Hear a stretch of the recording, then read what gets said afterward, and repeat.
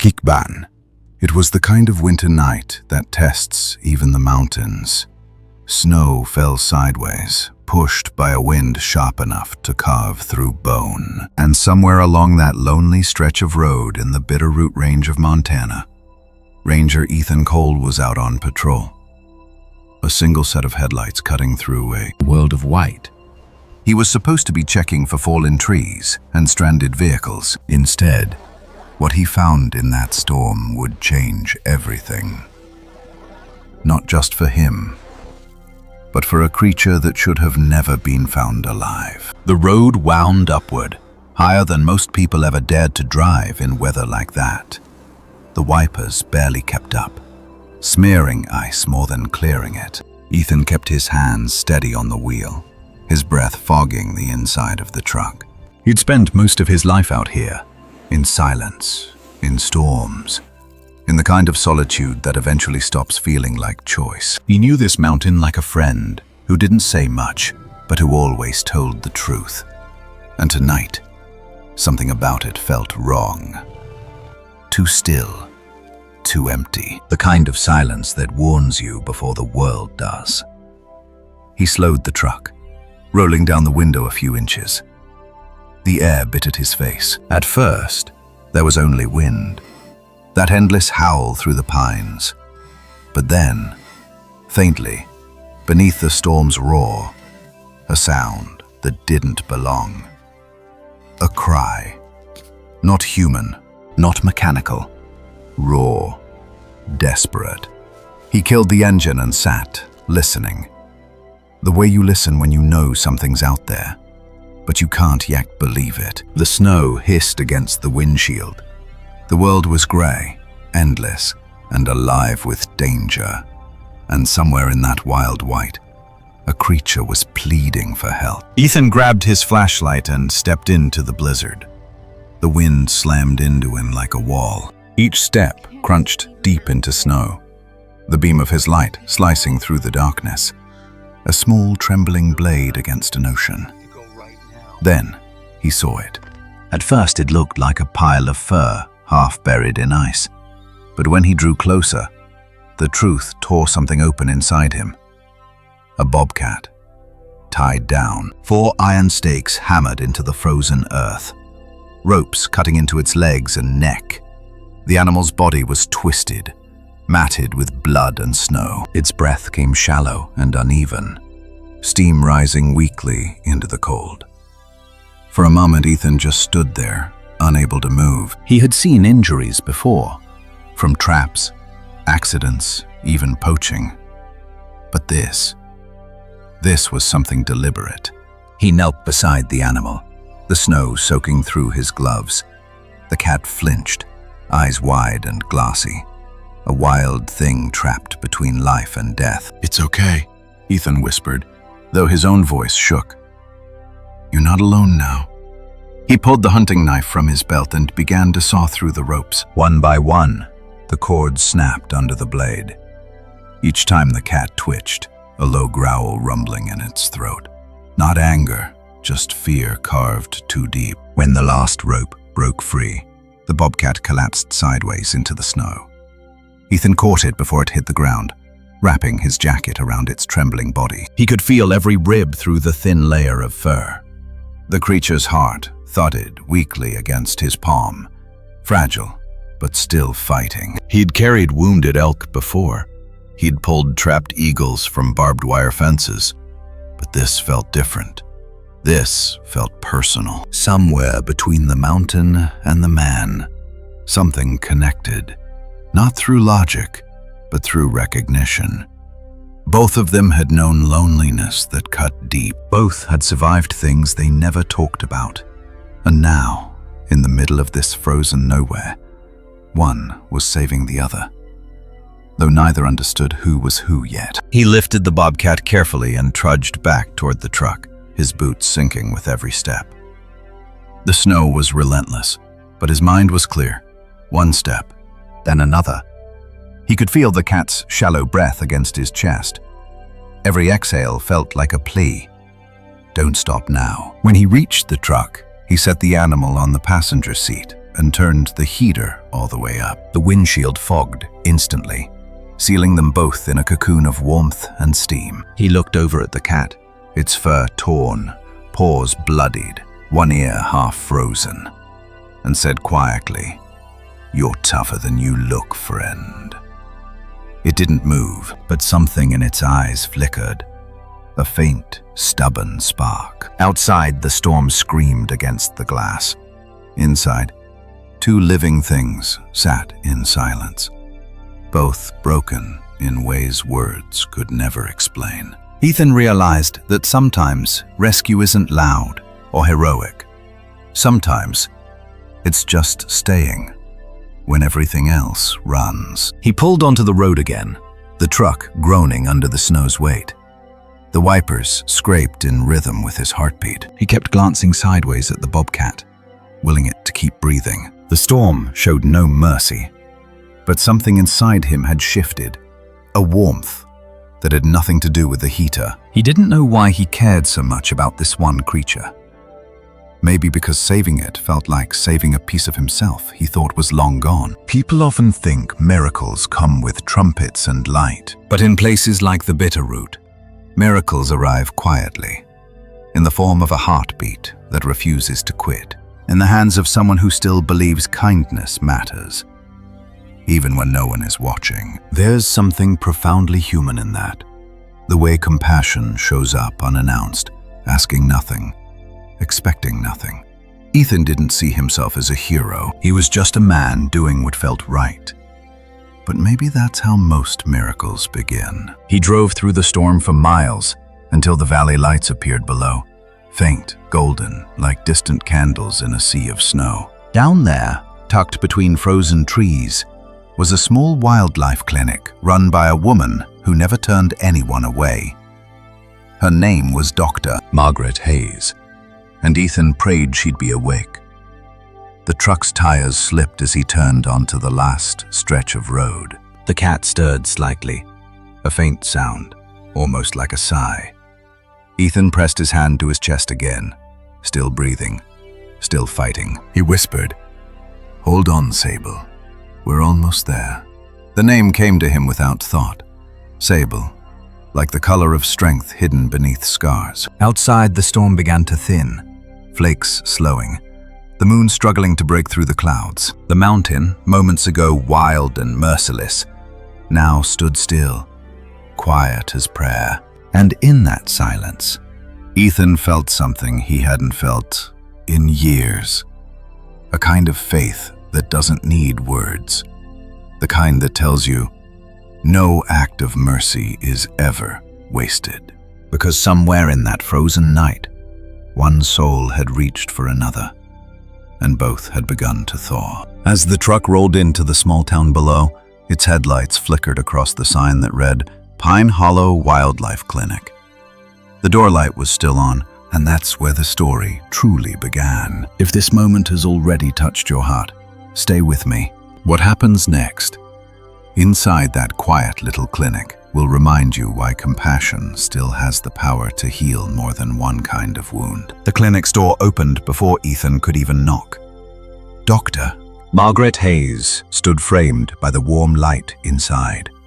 A steady figure in the storm, hair pulled back, coat dusted with snow. She didn't ask many questions at first.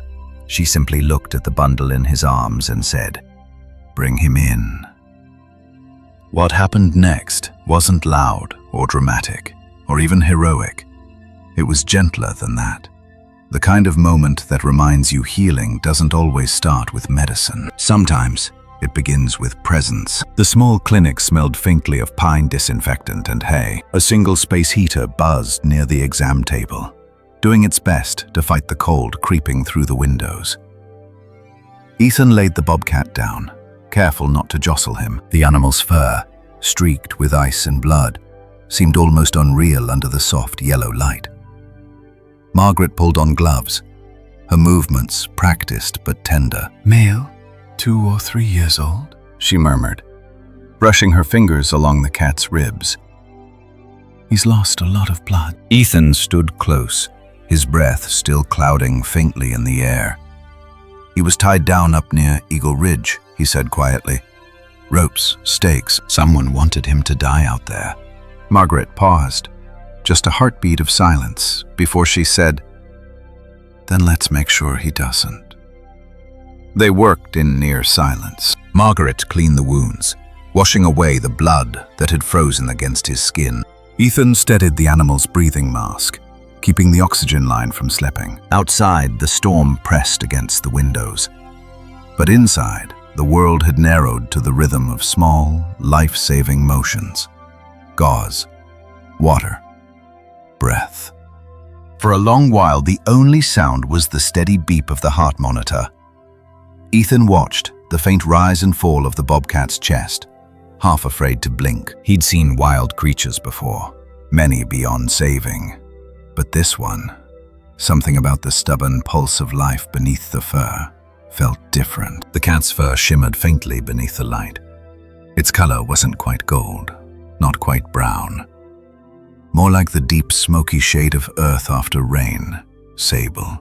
The name still felt right. When Margaret finally stepped back, she poured 2 mugs of coffee from a pot that had been sitting too long on the burner. She handed one to Ethan and nodded toward the corner chair. "Sit," she said. "You look like you've been through the same storm he has." He sank into the seat, the mug warming his hands. For the first time all night, he allowed himself to breathe. Margaret sat across from him, her face drawn but calm. "Do you ever wonder," she said softly, "why some creatures survive when they shouldn't?" Ethan looked over at the table. Sable's chest rose, fell, rose again. Fragile but persistent.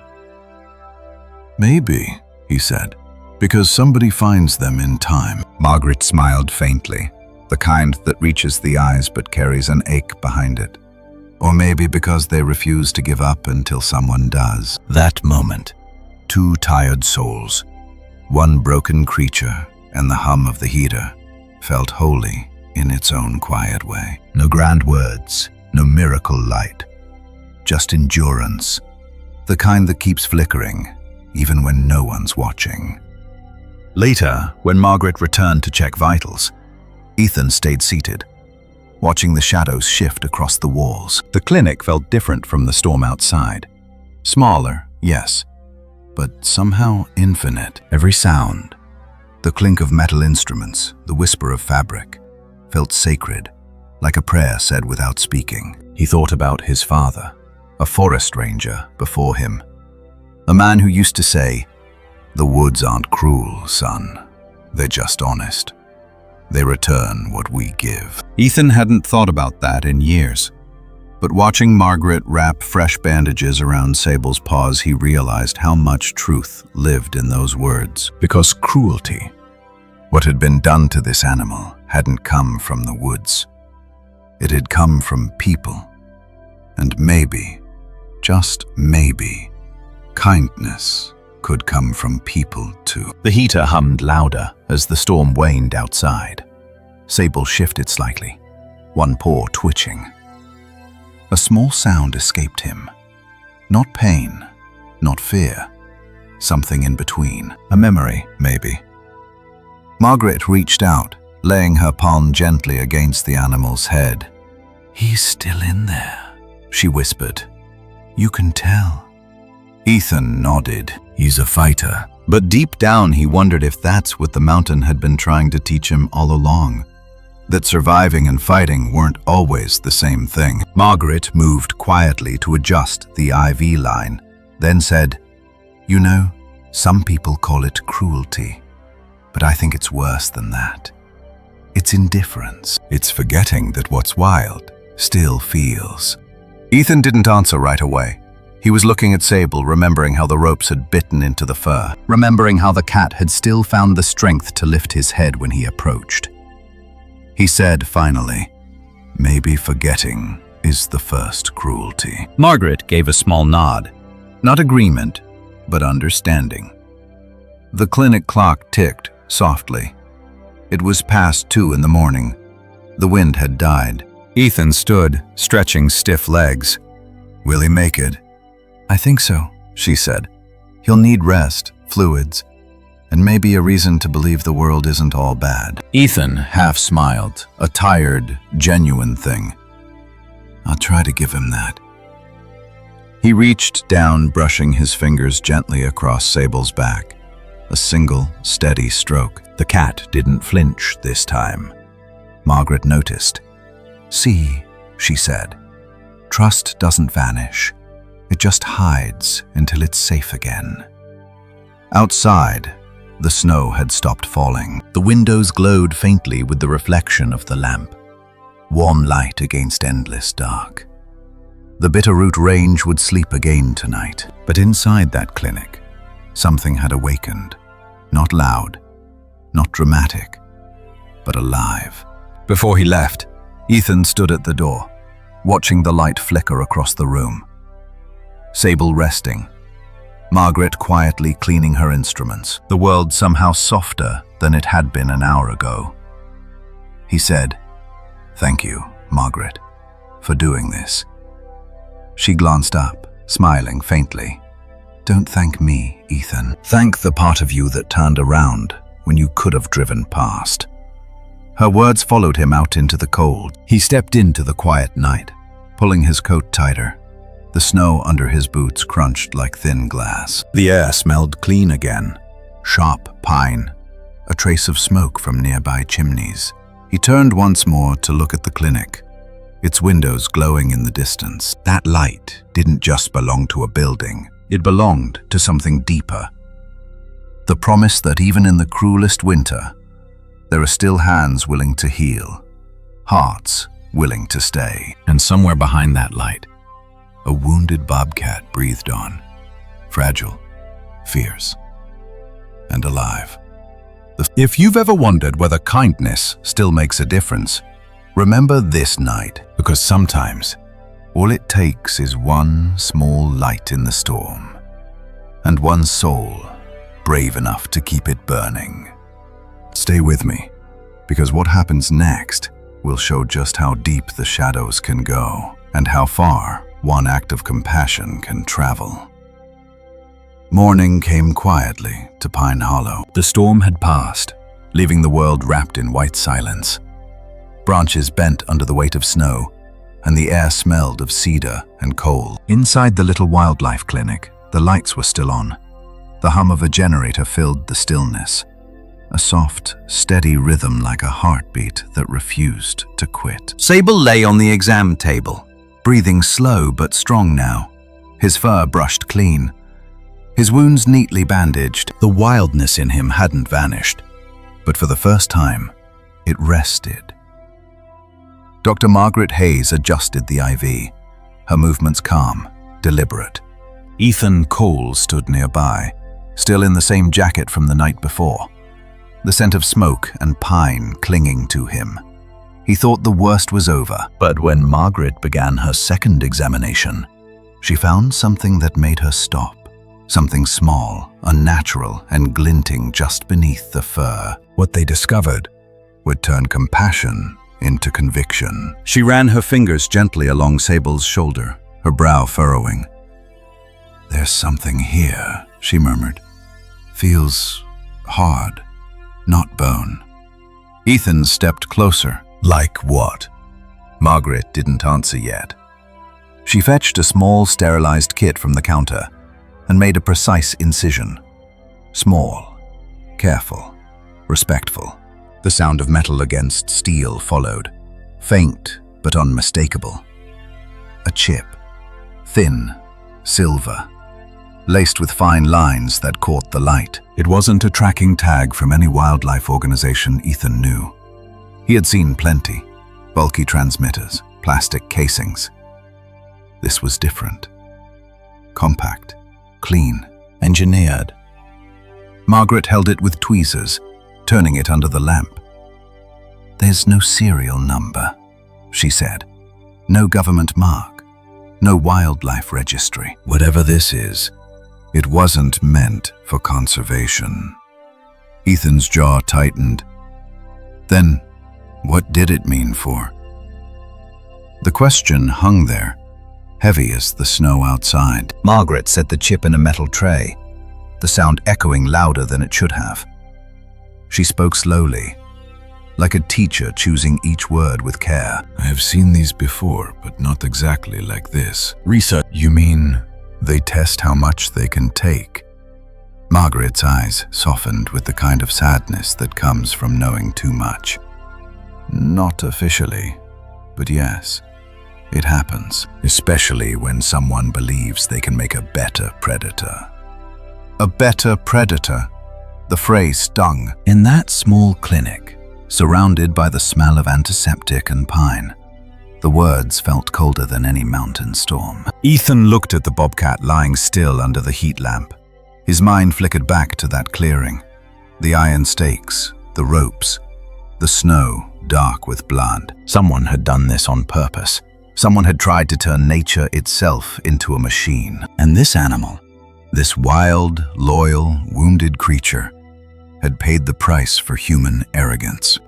My father used to say, he whispered, the moment we stop respecting what's wild, we stop being human.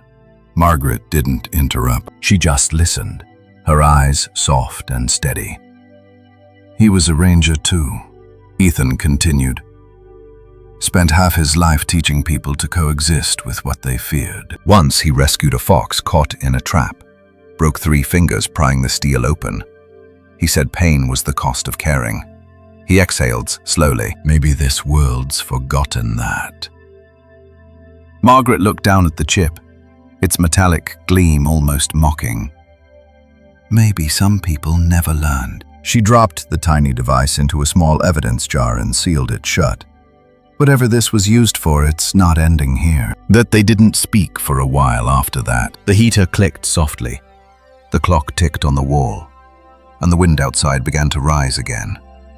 Not a storm this time, just a whisper moving through the valley. Ethan watched the light shift across the floorboards. The quiet felt heavier than any noise. Sable stirred slightly, his tail twitching, a low sound rumbling from deep within his chest. Half dream, half memory. Ethan reached out instinctively, laying a hand just above the bandages. It's all right, he said gently.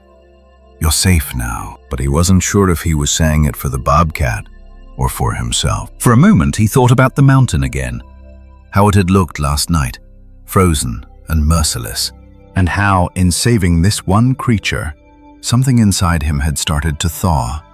Compassion, he realized, doesn't erase the cold. It just teaches you how to walk through it without losing your heart.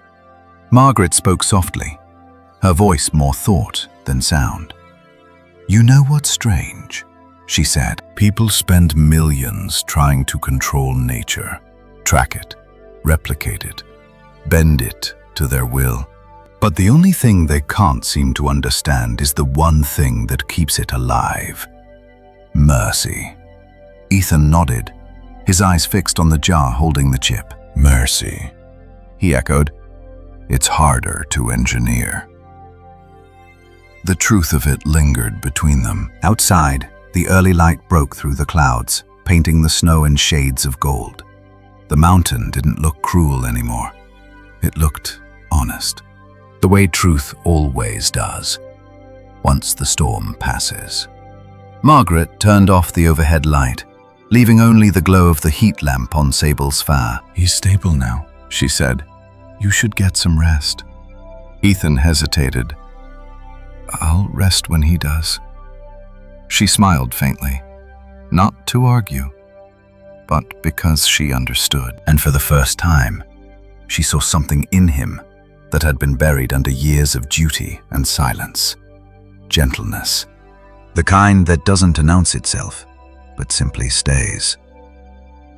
Before he left, Ethan took one last look at the jar on the counter. A small piece of metal, harmless on its own, yet holding the weight of every wrong choice that led them here.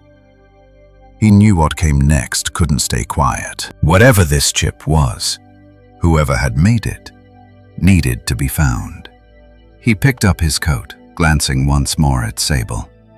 The bobcat's chest rose and fell steadily now, the rhythm of a survivor. Ethan whispered, "Rest while you can, partner. We've got work to do." Margaret nodded, her eyes following him to the door. "Ethan," she said softly, "be careful. If someone built this, they won't want you asking questions." He gave a small nod. "I'll start by finding where they left their tracks." He stepped out into the morning light, the snow blinding at first, the air crisp, alive. Behind him, the clinic door clicked shut. Ahead, the mountain waited. Silent. Vast. Knowing. Sometimes truth hides in the smallest things. A glint beneath fur, a sound beneath silence. Stay with me. Because the tracks Ethan follows next will lead not only to answers buried in the snow, but to a choice that will test the very heart of compassion itself. The world had quieted after the storm, but silence in the mountains never really meant peace. Sometimes it meant the land was holding its breath, waiting for someone brave enough to listen. When Ethan Cole returned to the ridge where he'd found the bobcat, the snow was smooth again, untouched, except for a thin trail of tire marks fading into the tree line. The storm had erased much, but not everything. What remained would tell a story the world had chosen to forget. Ethan's truck groaned up the mountain road, the same one he'd climbed just 2 nights before. Now the forest looked gentler, almost innocent in its stillness. The pines glittered with frost, sunlight caught in icicles hanging like glass from every branch. But beauty has a way of masking what's buried underneath. He parked at the clearing's edge and stepped out.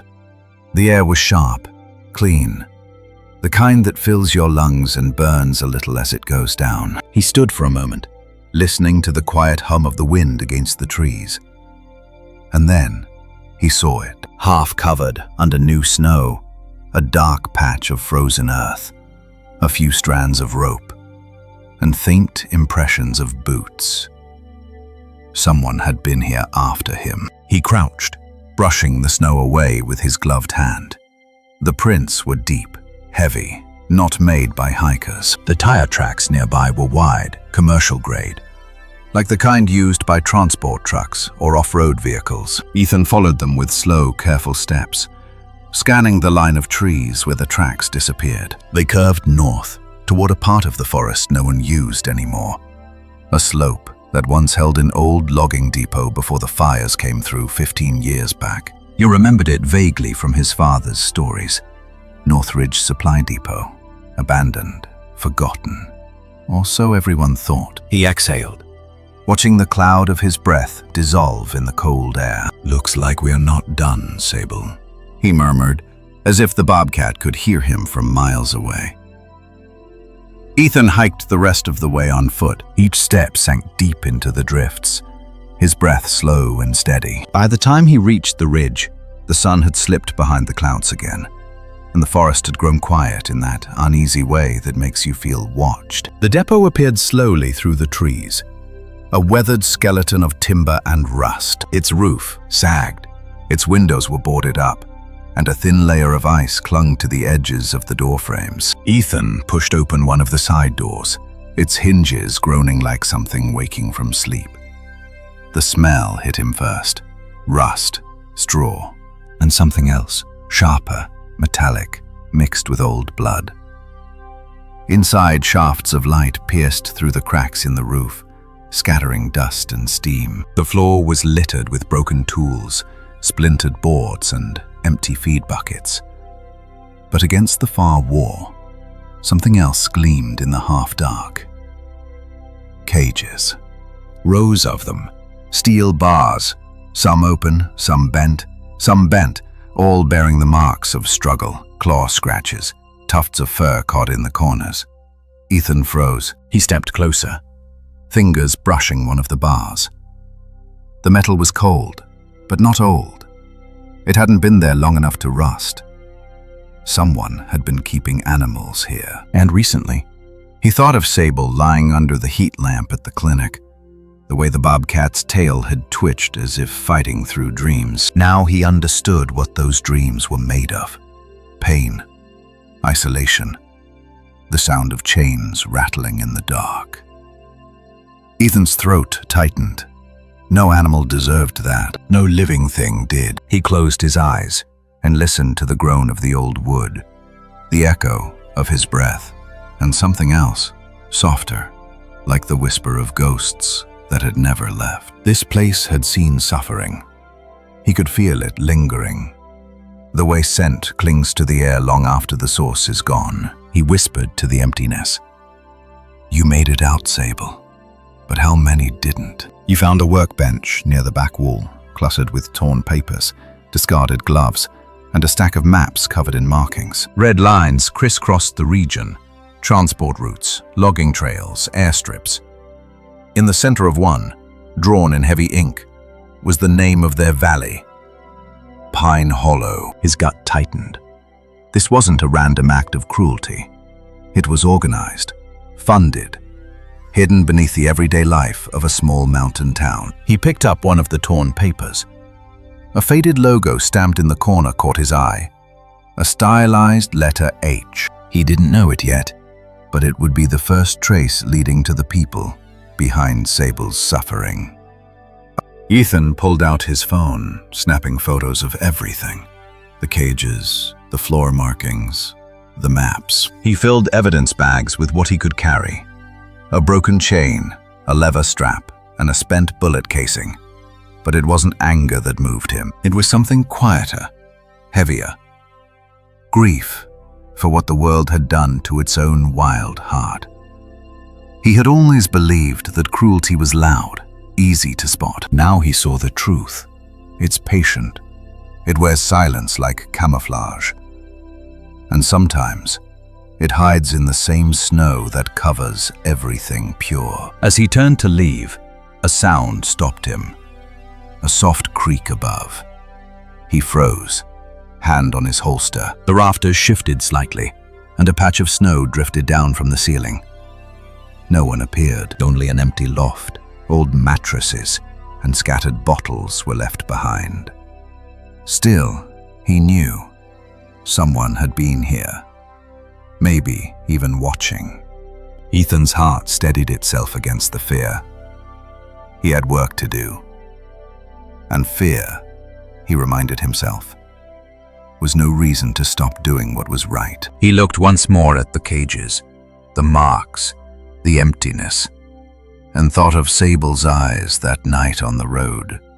How even in pain there had been a spark, a refusal to surrender.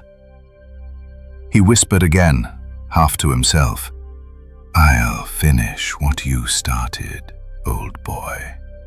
Outside, the light had softened, turning the snow pale blue. He climbed back into his truck, the evidence bag resting on the seat beside him. The mountain road stretched out below, winding toward the quiet town that had unknowingly lived beside cruelty for years. As he started the engine, he caught his reflection in the mirror, tired, frost-lined, but alive with something new. Resolve. He glanced once more at the depot shrinking in the distance. This wasn't the end of a discovery. It was the beginning of a reckoning. And though the road down was long and narrow, he could feel the mountain watching. Not as a threat, but as a witness. Sometimes, the truth hides not in darkness, but in the footprints we're brave enough to follow. Stay with me, because when Ethan brings what he's found back to town, not everyone will want to hear it. And in a place like Pine Hollow, silence can be the most dangerous sound of all. By the time Ethan Cole returned from the mountain, the sun had climbed over Pine Hollow's rooftops, melting icicles that shimmered like glass. The storm was gone, but the town carried its own kind of frost. Not the kind that bites the skin, but the kind that settles in the heart. He came back with proof. Photos of cages, chains, maps marked with their valley's name. He thought showing the truth would mean people would act, but sometimes, truth doesn't break walls. It just echoes inside them. Ethan parked by the sheriff's office, an old brick building that leaned a little to one side, like it had grown weary over the years. The morning light fell through the frosted windows, cutting narrow beams across the desk where Sheriff Alan Moore sat with his coffee, scanning the day's reports. The sheriff looked up when Ethan stepped in. "You look like you've seen a ghost," he said. "Not a ghost," Ethan replied, laying the folder on the table. "Something worse." Inside were photos of the depot, the cages, the bullet casings, the red lines on the maps. Each one told a piece of the story that had almost disappeared under the snow. Moore studied them in silence. He'd known Ethan since he was a boy, back when Ethan's father wore the same ranger badge. Finally, he sighed and leaned back. "You're sure these are recent?" Ethan nodded. "Less than 48 hours old." Moore rubbed his temples. "You're telling me someone's been running a ring of animal experiments right under our noses, here in Pine Hollow?" "I'm telling you," Ethan said quietly, "that we've all been too busy looking the other way." The sheriff didn't dismiss him, but neither did he call for backup. He stared at the evidence again, a slow unease rising in his face. The look of a man who knows that acknowledging something means being responsible for it. Moore said, "You realize what happens if you're right? This doesn't stop at our county line. You'd be poking at people with real money, real reach." "I know," Ethan said. "But doing nothing won't keep us safe. It'll just keep us blind." The room fell quiet. Moore looked at him for a long moment before replying, "Let me make some calls. For now, keep this between us." Ethan left the office without another word. Outside, the streets were calm. Too calm. At the Pine Hollow diner, the bell over the door jingled when he stepped in. The smell of coffee and fried eggs filled the air. The kind of comfort that hides how tired people really are. Old Hank Wallace sat by the window, the same seat he'd claimed every morning for 20 years. The old rancher nodded when he saw Ethan. "You been up in the hills again?" "Yeah," Ethan said. "Found something I wish I hadn't." Hank raised a brow. "Another lost hiker?" Ethan slid into the booth. "Worse. Ethan, something man-made, something cruel." Hank listened quietly as Ethan told him about Sable, the depot, and the cages. The old man didn't interrupt. He just stirred his coffee slowly, the spoon clinking against the cup. When Ethan finished, Hank sighed. "I heard rumors years ago," he said. "Trucks up past the ridge at night, men who didn't belong. We all figured it was just logging gear." "Why didn't anyone report it?" Ethan asked. Hank looked out the window, his voice low. "Because folks here know how the world works. You stir the water too much, and the mud rises. People like their peace, even if it means pretending the lake's clean." Ethan sat back, letting those words settle. Peace built on silence. That's what Pine Hollow had become. He stepped outside again, the cold air washing over him. Across the street, the bakery owner was sweeping snow off her porch. Two teenagers laughed as they carried groceries down the hill. Life went on just as it always did. Small, ordinary, unbothered. But Ethan couldn't stop thinking about how many things survive only because nobody looks too closely. How many wounds are hidden under the comfort of routine? For years, he'd thought of this town as a sanctuary, a place that still remembered kindness, where people left their doors unlocked and helped each other dig out after storms. But now, he saw it differently. It wasn't that the town had lost its goodness. It had just forgotten that goodness needs courage to stay alive. And somewhere between the quiet mornings and the easy goodbyes, people had started mistaking comfort for safety. That evening, Ethan visited Margaret at the clinic. The sky outside had turned deep blue, and the snow reflected the porch light like spilled silver. Sable was awake now, alert but calm. His wounds were healing. When Ethan entered, the bobcat lifted his head, eyes fixed on him, wary but recognizing. Margaret smiled faintly. "He's improving faster than I expected. Whatever broke him didn't reach his heart." Ethan nodded. "That makes one of us." She glanced at him. "You told the sheriff?" He hesitated. did. He believes me, but he's scared to move. Margaret sighed. People are good at pretending they don't see what's hard to fix. Ethan leaned against the counter, his voice low. It's not evil, is it? It's just fear. Fear of losing what little peace they think they have, she said. But peace without truth isn't peace, Ethan. It's sleep. Her words landed quietly, like snow falling on a roof. He looked at Sable again, at the slow rise and fall of his chest, the strength returning where pain used to live. Healing, he realized, wasn't just for the wounded. It was for those who'd looked away, too.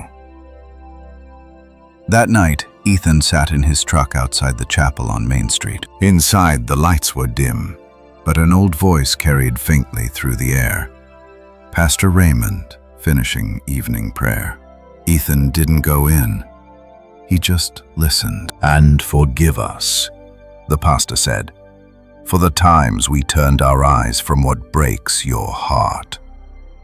Ethan closed his own eyes. It wasn't anger that filled him. It was understanding, the kind that hurts more than rage ever could. This town, these people, they weren't villains. They were tired souls, just trying to hold on to a little light in a dark world.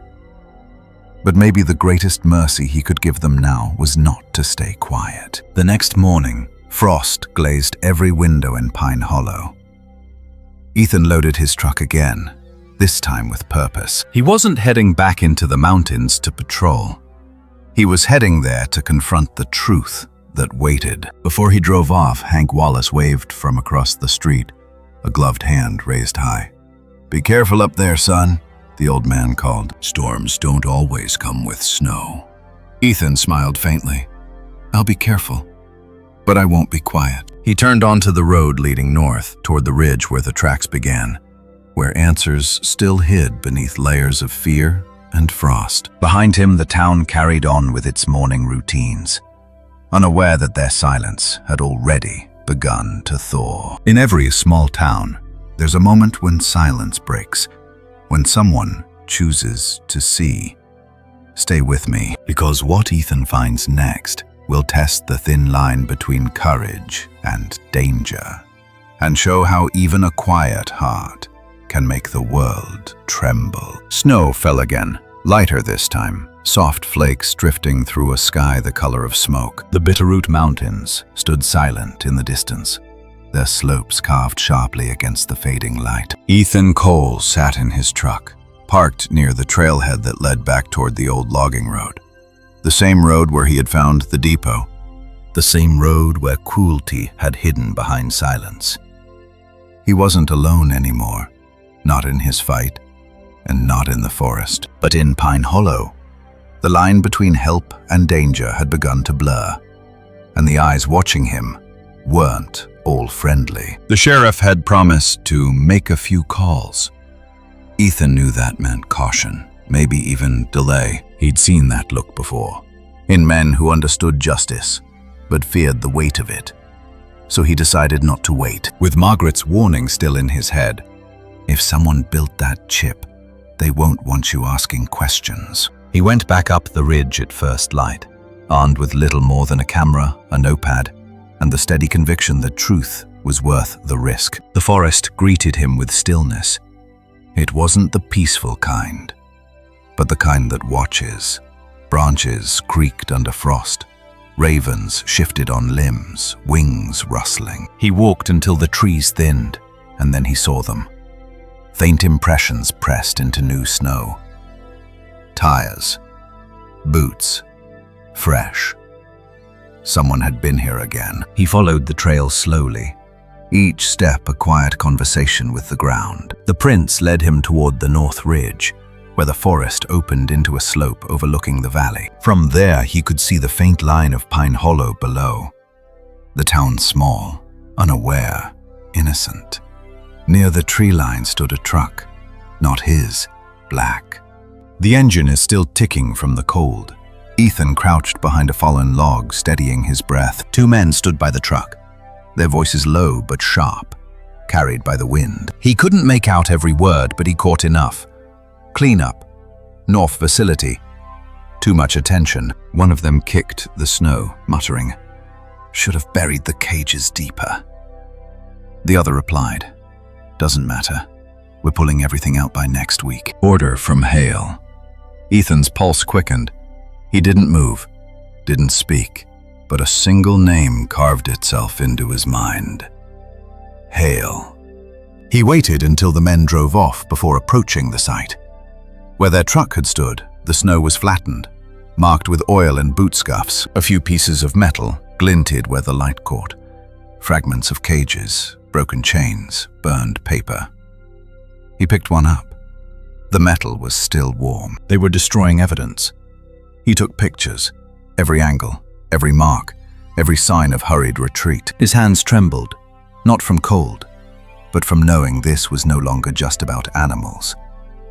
It was about power. The kind that hides cruelty under the banner of progress. He tucked the evidence into his jacket and looked toward the valley below. From up here, Pine Hollow seemed untouched, almost beautiful. But now, beauty felt like a disguise. As he began the walk back, snow crunching underfoot, he thought about how evil rarely announces itself. It doesn't come in roaring storms or monsters.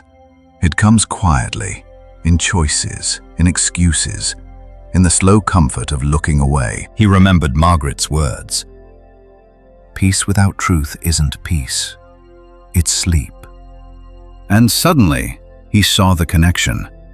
The same silence that left Sable tied in the snow, left the depot running, left the men up here believing no one would ever come looking. Silence wasn't safety.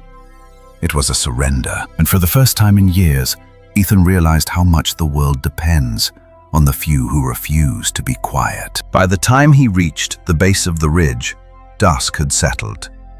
The horizon burned with amber light, reflecting off the snow like liquid fire. Ethan paused, staring at the vastness around him. There was something humbling about it. How the mountains stood ancient and unmoved, while men tried to play gods in their shadows. He knelt, brushing his hand against the snow where the last boot print faded. The surface was smooth, cold, but alive. Nature always remembers. It recorded everything. Every footstep, every cruelty, every kindness. And though storms could hide the truth, time would always reveal it again. He thought of Sable, sleeping now under the gentle care of Margaret's light. His body healing, but his trust still fragile. Maybe survival was nature's quiet rebellion, the way it refused to die, even when man tried to rewrite it. Ethan stood and whispered into the wind, "We'll finish this, old boy, for you, and for every creature they broke." The words disappeared into the trees, but the mountain heard them.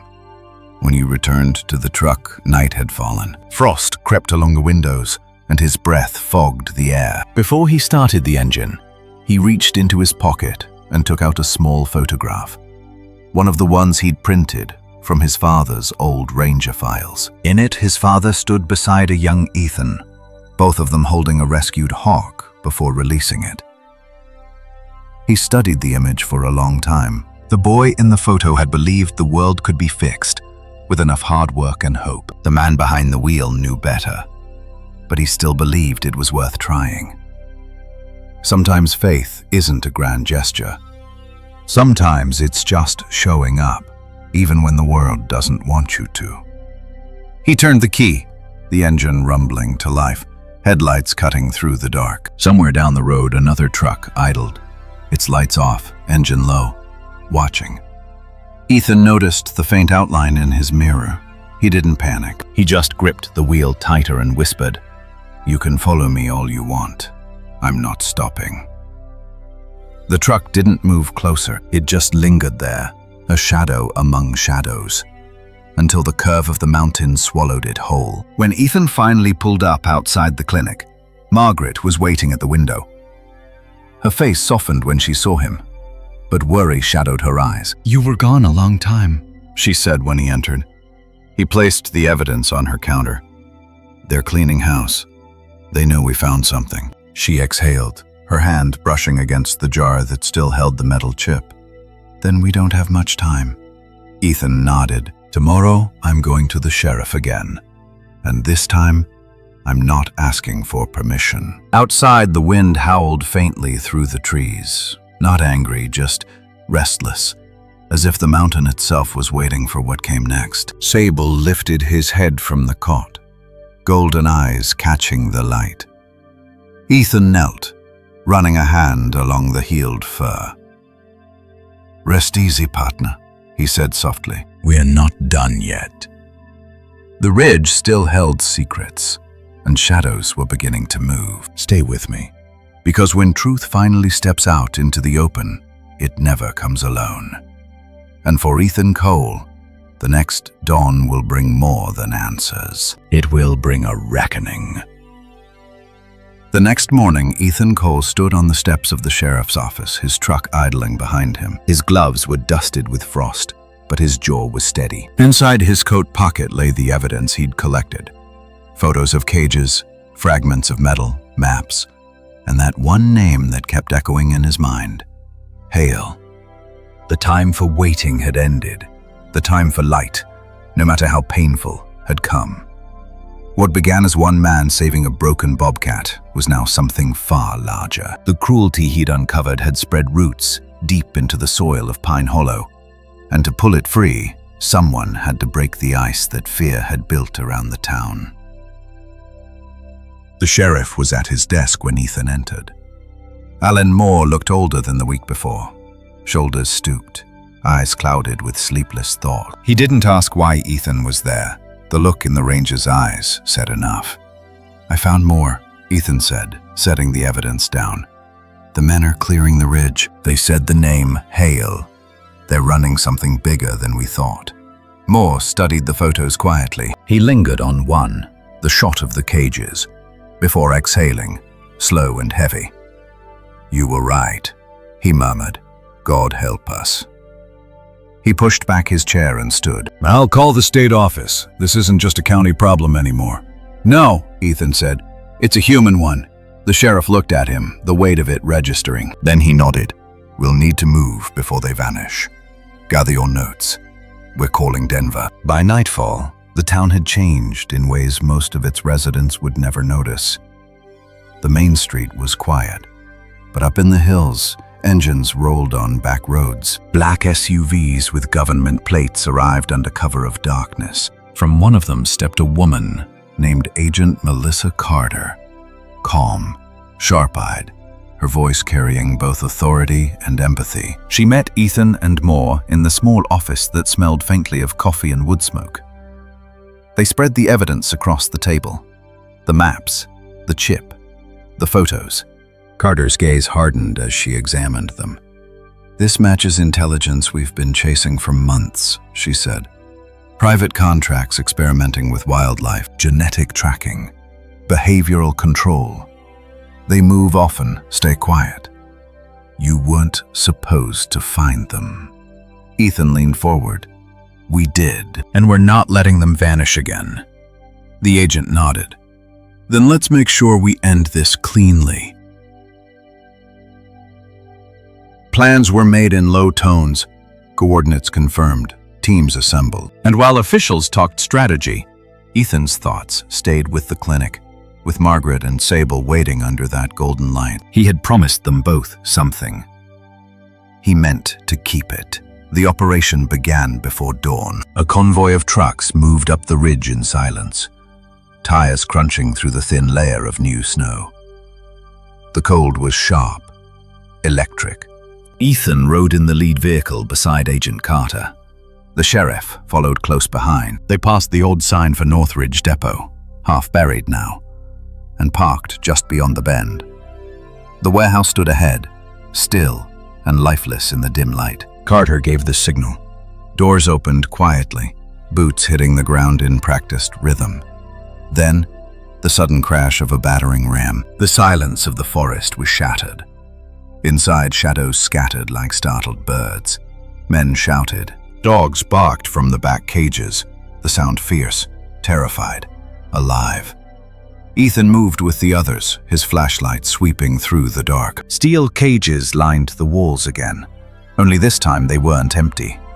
Eyes stared back at him, wild, blinking, pleading. Foxes, wolves, bobcats, all marked, all wounded, all trembling between fury and fear. And standing in the center, calm amid chaos, was a man in a dark coat. Victor Hale. He didn't run, he didn't shout. He simply watched Ethan approach, a small smile curling on his face. "Mr. Cole," he said, his tone smooth, polite. "You've caused quite a disturbance. You do realize these animals would have died in the wild, don't you? We gave them purpose." Ethan's jaw tightened. "You took their freedom and called it science." Hale's eyes glimmered coldly. "Freedom is wasted on the weak." Carter stepped forward. "Enough," she said. "Hands where we can see them." But Hale didn't move. "You think this ends with me?" he asked softly. "We are everywhere. You can't chain progress." Ethan stared at him, feeling the truth and the lie in those words. "Maybe not," he said, "but you can still stop cruelty." For a heartbeat, neither moved. Then the agents closed in. Cuffs clicked. The sound was small, but it carried through the building like a crack in the ice. When the raid ended, dawn broke over the ridge. The cages were opened one by one. The animals hesitated at first, weak, blinking, disoriented. But when the light touched their fur, something ancient stirred. A bobcat limped toward the door, then bolted into the trees. A fox followed. Freedom isn't a sound, it's a feeling. Like breath after suffocation. Like light after long dark. Ethan stood watching, tears stinging the cold air. Agent Carter came to stand beside him. "You did good work," she said. He shook his head. "We all did." She studied him for a moment, then said quietly, "You ever think about why people risk themselves for things like this?" Ethan looked toward the trees, where paw prints dotted the snow like tiny constellations. "Because mercy still matters," he said, "even when it's inconvenient." Later that day, when the trucks rolled back into Pine Hollow, the sun was high and bright. Word had already spread. Something about a bust in the mountains, some kind of rescue. At the clinic, Margaret was waiting. When Ethan stepped inside, she saw the change before he said a word. His face was tired but lighter. "It's over?" she asked. He nodded. "For now." Margaret smiled softly. "Then let's hope that's enough." Sable stirred on his blanket, rising to his feet. He walked, slow, steady, across the room until he stood in front of Ethan. For a moment, man and animal just looked at each other.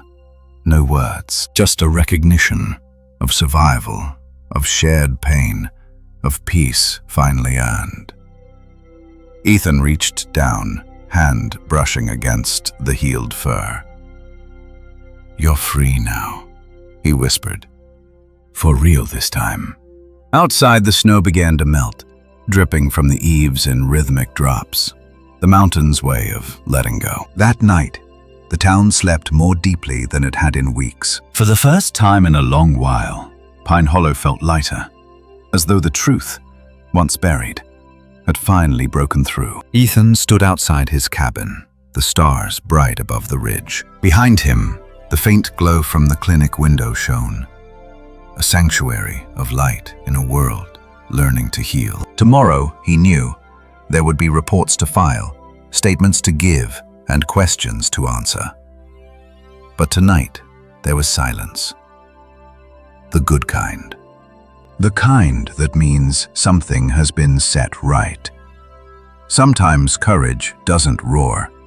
Sometimes it simply refuses to turn away. Stay with me. Because what follows this night of mercy is not an ending, but a beginning. When morning comes, Ethan will face the hardest part of all. learning how to live again in a world that's finally thawed. The storm had passed. The mountains no longer howled. The valley, once cloaked in white silence, now shimmered with early spring light. Snowmelt trickled down through the pine roots and into the rivers, carrying away the last traces of winter's cruelty. The world was breathing again. Up on the ridge, where darkness once lived, warmth had returned. And in that warmth, something deeper began to take shape. Forgiveness, healing, and the quiet kind of love that never asks to be seen. A few weeks had passed since the raid. The warehouse stood empty now. Nothing left but bare floors and a few scattered feathers that stirred when the door creaked open. The scars of what had been done there would take time to fade, but the land had already begun to reclaim it. Moss had started to creep up the wood beams. Sunlight poured through broken slats, and in the corners, birds had built new nests. Life, as it always does, was finding a way back. Ethan Cole stood in that silence one last time, hands tucked into his jacket. The air smelled of pine sap and wet soil. It was over, at least, this part of it. But endings, he'd learned, aren't as clean as people hope. They fade into new beginnings, quieter, humbler, but somehow stronger. He looked out toward the forest below, where the snow had retreated to the highest peaks. Somewhere out there, the bobcat he had rescued was running free. Down in Pine Hollow, the town was slowly waking up to what had happened. The papers wrote short, careful articles about illegal animal testing and federal investigations. But the truth, the full weight of it, never made the headlines. It was the kind of story that lived only in whispers and quiet gratitude. The clinic had become busier. People started bringing in stray dogs, injured deer, even birds that had flown into windows. They came shyly at first, unsure of what to say. Then, more often, they'd add softly, "I saw what you did up there." Dr. Margaret Hayes took them all in, the animals and the people. She often said that the difference between the two wasn't as wide as most think.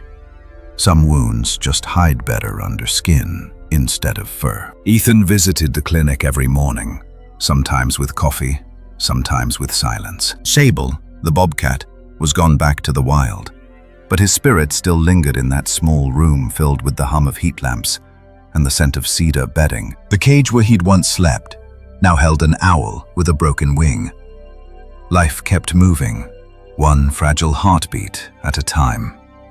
One evening, as twilight spread across the valley, Ethan built a small wooden fence behind the clinic, a new enclosure for recovering wildlife. Margaret joined him, her hands steady as she helped drive each post into the thawed ground. They didn't talk much, just worked in rhythm with the sound of hammers and birdsong. When the last board was set, she said quietly, "You ever think about why you found him that night?"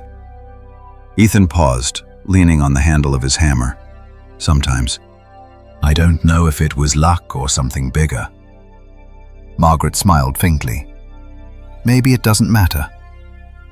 Maybe what matters is that you stopped." He nodded, eyes drifting to the forest edge. "Stopping was the first right thing I've done in a long time." They stood there for a while, side by side, watching the sky turn gold. For both of them, this wasn't about victory. It was about redemption. The slow, gentle kind that grows only after you face what broke you. That night, Ethan couldn't sleep. He walked out to the porch of his cabin where frost still rimmed the wooden railings. Above him, the stars burned clear and quiet. Somewhere in the distance, a lone animal called. Not quite a howl, not quite a cry. He listened, smiling. He thought of Sable, wild, scarred but unbroken. The bobcat had taught him something no badge or training ever could. That love and mercy aren't opposites of strength. They are strength. Real courage isn't found in confrontation, but in compassion that chooses to stay. Ethan realized that he hadn't rescued the bobcat alone. The truth was simpler, more human. They had rescued each other. In healing the animal, he had found a way back to himself. The mountain, once harsh and cold, no longer felt lonely. It felt honest. It had witnessed both cruelty and kindness, and still stood tall. In every town like Pine Hollow, some people carry quiet guilt. The kind that whispers, "I should have done more." But Ethan understood now that guilt doesn't heal anything. Only action does. He'd seen how one small act, pulling over in a storm, cutting a rope, could ripple outward in ways no one predicts. It reminded him of what his father used to say when teaching him to track. "You can't erase footprints, son, but you can leave new ones that lead somewhere better." Ethan wanted his next steps to count. He began volunteering more, helping build a rehabilitation shelter on the edge of town, guiding children on hikes, teaching them how to see the forest not as wilderness, but as a neighbor worth protecting. Sometimes, after the lessons ended, he'd take out a single photo, sable under the clinic lamp, and tell the children, "This is what kindness looks like when it's brave." The bobcat had become more than a memory. He had become a symbol, a reminder that what's broken can be mended, that mercy still has a pulse in this world, and that miracles often come quietly through human hands. Spring came slowly but steady. The last of the snow melted from the ridge. The rivers ran full again. Wildflowers appeared in places the sun hadn't touched for months.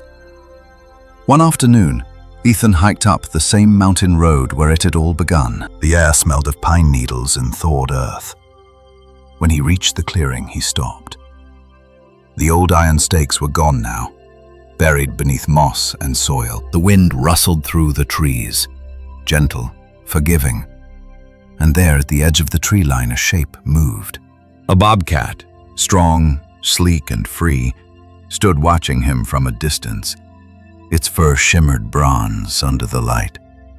For a long moment, neither moved. Ethan didn't call out. He didn't need to. The look between them said everything. "We made it." The cat blinked once, turned, and disappeared into the trees. Ethan smiled. He didn't feel sorrow, only peace, because sometimes the truest sign of love is letting something go, knowing it will live exactly as it was meant to. As you listen now, maybe you're remembering something. A time you almost turned away but didn't. A moment when compassion asked you to stay. Those small choices matter more than we ever realize. Every act of mercy, every hand that reaches, every voice that speaks becomes part of a larger story. One that reminds us that goodness still lives here in people like you. If this story of kindness, love, and loyalty touched your heart, take a moment right now to like this video, subscribe to our channel, and share it with someone who might need a little hope today. And if you'd like to go one step further, you can leave a super thanks or make a small donation. Every bit helps support the rescue and rehabilitation of injured wildlife, creatures like the bobcat whose story you just heard. Together, we can help more of them heal, run free again, and remind the world that compassion is still the most powerful force on Earth.